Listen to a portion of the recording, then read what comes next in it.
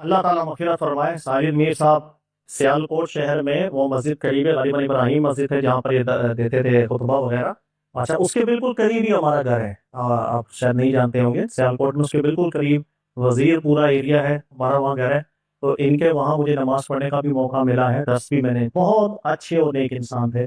اور بہت وسعت تھی ان کے دل کے اندر، اتحاد کو لے کر بھی ایک جذبہ تھا۔ اللہ تعالیٰ ان کی مغفرت فرمائے، درجات بلند کرے۔ ایک عالم دین کا جانا ظاہر ہے، وہ جو ایک کمی خلا آ جاتا ہے، اور جب قابل چلے جاتے ہیں نا، تو پھر کبھی کبھی ایسا ہوتا ہے کہ سالوں صدیاں لگتی ہیں، وہ خلا پر نہیں ہوتا۔ اللہ ان کے درجات، ان کی خطاؤں کو معاف کرے، درجات کو بلند کرے۔ چند چیزیں میں ذکر کر دیتا ہوں کہ علماء اہل حدیث جو ہیں، ان کی کچھ خصوصیات، آپ لاکھ اختلاف کریں، آپ کر سکتے ہیں، کرنے کا حق بھی رکھتے ہیں، لیکن چند چیزیں ایسی ہیں کہ جو علماء اہل حدیث ہیں، انہوں نے یہاں پر کی انقلابی صورتحال پیدا کی بڑے صغیر کے ماحول کے اندر۔ نمبر ایک اس کے اندر یہ کہ ہمارے یہاں عوامی سطح کے اوپر جتنی بدعات کا اور شرک کے حوالے سے جو ایک ماحول تھا، اس کے اوپر بند باندھنے کے لیے جتنی کاوش ان لوگوں نے کی، اللہ تعالیٰ اس کا اجر انہیں عطا فرمائے۔ کوئی شک نہیں کہ اگر علماء اہل حدیث یا ان کی محنتیں، ان کی کاوشیں نہ ہوتیں، تو یہ سلسلہ جتنا مزید بگڑ چکا ہوتا، یہ قابو میں نہ ہے۔ تو یہ کریڈٹ دینا چاہیے کہ ان کے ذریعے سے اور ان کی بھرپور محنت کے ذریعے سے یہ بدعتیں ہیں یا شرکی افعال ہیں جو ہمارے یہاں، اس کی روک تھام میں بڑا فائدہ ہوا ہے۔ دوسری چیز میں نے حدیث کے حوالے سے میں ذکر کر دوں کہ ایک جسے کہتے ہیں نا تقلیدی ذہن کا خاتمہ، یہ ان کے لیے اللہ تعالیٰ ثواب دے اور مستحق کرے، اس میں کوئی شک نہیں کہ ہمارے یہاں جس انداز کے اندر بڑے صغیر کے ماحول میں تقلید کا عنصر بیٹھا ہوا تھا، اس کو توڑا۔ ہمارے یہاں بدگمانی بھی لوگ اکثر کرتے ہیں نا کہ بھائی وہ یار یہ شاید ابو حنیفہ بنو بات، ایسی بات، سب کی عزت اور احترام کرتے ہیں، کبھی بیٹھے بات کریں، ملاقات کریں، کتابیں پڑھیں۔ ایسا نہیں ہے کہ وہ علماء کی عزت نہیں کرتے یا مجتہدین کرام کی قدر نہیں کرتے۔ ایک پیٹرن ہے وہ جس کو فالو کرتے ہیں کہ اگر کسی کی بات، چاہے وہ مجتہد ہے، چاہے وہ محقق ہے، امام ابو حنیفہ ہے، امام شافعی ہے، امام مالک حنبل ہے،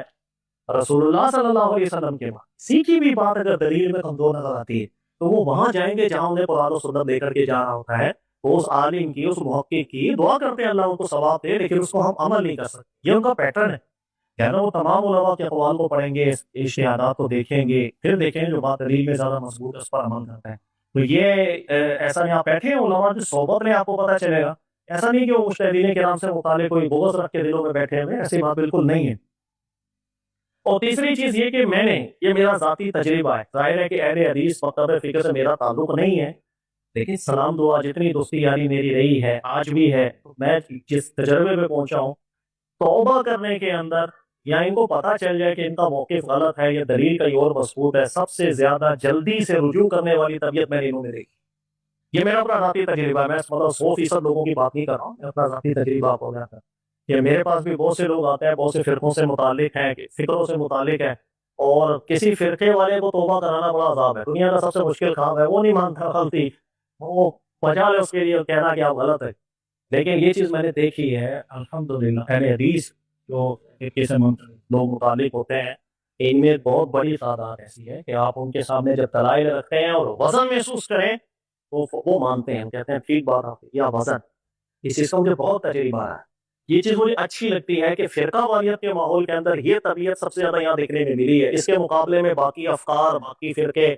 وہ توبہ کرنا تو ان کے نصیبوں کے اندر جیسا دیکھا ہی نہیں ہے، یا ہوگا تو اللہ جس کو توفیق عطا فرمائے۔ تو یہ چند چیزیں ہیں، اور یہ ساری چیزیں آپ یقین کریں ساجد میر صاحب کے حوالے سے، اور کچھ عرصہ جس وقت وہاں بھی تھا تو ان کے سنتا تھا، ان کی ذہن کی وسعت ایسی، یہ تربیت ایسی ہی کر رہے ہوتے تھے۔ اور ان کی مسجد کی جو لوگ تھے، آپ ان سے بھی اگر ملاقات کریں گے نا، ان کا بھی دماغ ایسا زبردست ہے، سوچ ایسی پیاری ہے، ظاہر ہے وہ جن کو سنتے ہیں، جن کے ساتھ رہے ہیں، تو ان کی ویسے نکھار آ جاتا ہے۔ تو اللہ تعالیٰ توفیق عطا فرمائے، اور یہ جو کاوش علماء اہل حدیث کی رہی ہے، اللہ تعالیٰ انہیں بھی قبول کرے۔ غلطیاں کوتاہیاں سب میں ہوتی ہیں بھائی، ان میں بھی غلطیاں ہیں، باقیوں میں بھی ہے، ہر بندے کو اصلاح بھی کرنی ہے، لیکن جو چیز تعریف جس پر بنتی ہے، کنجوسی نہیں کرنی چاہیے۔ ہمارے یہاں کنجوسی بھی بہت ہو جاتی ہے، یا دوسرا فرقہ ہے تو غلط ہی ہوگا، وہ صحیح ہو ہی نہیں سکتا۔ ارے وہ مسلمان ہیں، کریمہ وہ ہیں، اور بہت قابل لوگ ہیں، بہت پڑھے لکھے لوگ ہیں، دلائل میں غور و فکر کرنے والے لوگ ہیں، اور آپ یقین کریں کہ ہماری نجی محفل کبھی ہوتی ہے تو اس کے اندر ایسی، اگر وہ البانی صاحب کی تحقیق بیان کریں، ان سے اچھی تحقیق سامنے رکھتے ہیں، تو وہ بالکل کہتے ہیں یار یہ بات وزنی کر کے جا رہا ہے، ٹھیک ہے نا۔ تو اللہ تعالیٰ جل عطا فرمائے، سبھی ہمارے بھائی ہیں، اور خطائیں بھی ہوتی ہیں، اللہ تعالیٰ سے بھی ضرورت ہے، دل کو وسیع رکھنا چاہیے۔